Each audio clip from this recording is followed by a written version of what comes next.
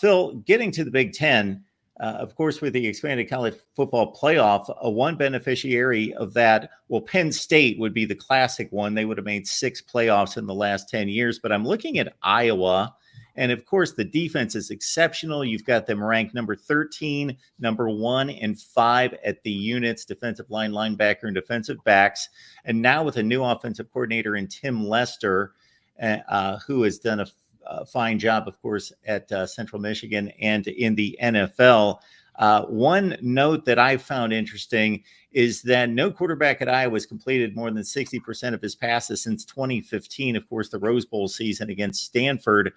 But they bring in, whether it's going to be Cade McNamara, of course, with 1 year in the program, or Brendan Sullivan, who's got 200 pass attempts as a Big Ten quarterback at 69%. So if they just have capable quarterback play and do a few more twists and turns on offense and maybe tweak the offense, maybe they have a breakthrough.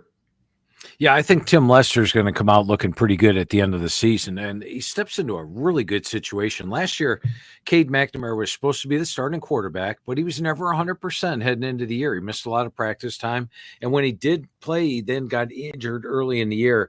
They ended up going to Deacon Hill, who, bless his soul, completed less than 50% of his passes, had negative ratio, and teams could stack the box on him.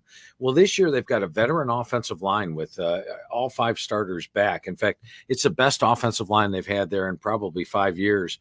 They've got 2 veteran running backs in LaShawn Williams and Caleb Johnson.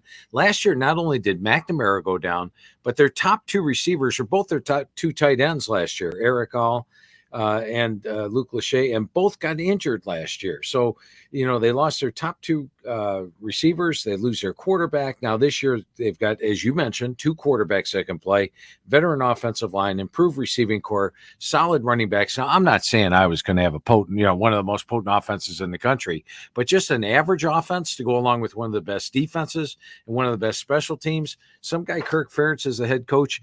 Mark, I've got him an underdog in 1 game this year at Ohio State. And I can't believe the Vegas over-under is 7.5 on these guys. I'm right there with you. They were the first one that jumped out to me right off the page and hit me right in the face looking at over and under win totals. And that's kind of difficult to do because Vegas usually has that pretty well buttoned up, but I can't imagine 7.5 for Iowa.